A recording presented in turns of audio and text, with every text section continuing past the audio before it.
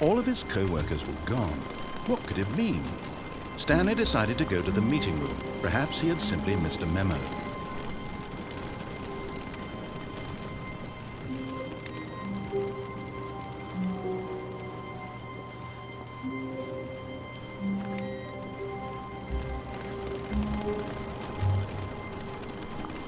No matter how hard Stanley looked, he couldn't find a trace of his co-workers.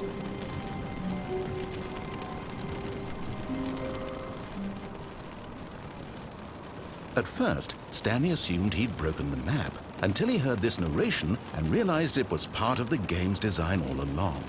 He then praised the game for its insightful and witty commentary into the nature of video game structure and its examination of structural narrative tropes. So, now that you're here, what do you think? Isn't this a fun and unique place to be?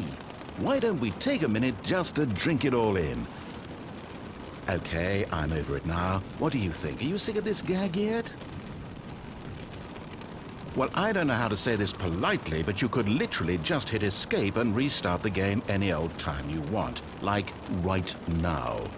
You could have done it just then. Now would also be an appropriate time to quit.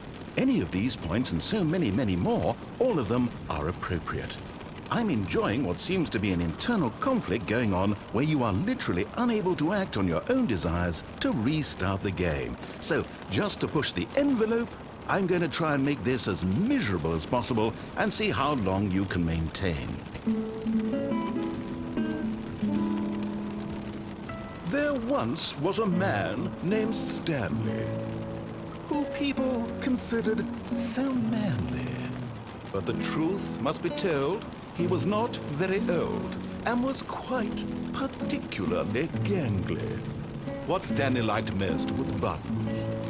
He pushed them like some kind of glutton. He did it all day in a meaningful way, but his brain had long ceased to function. Which is why he is in this parable and lives an existence quite terrible. And if you are not strong and keep playing along, you too will become quite unbearable.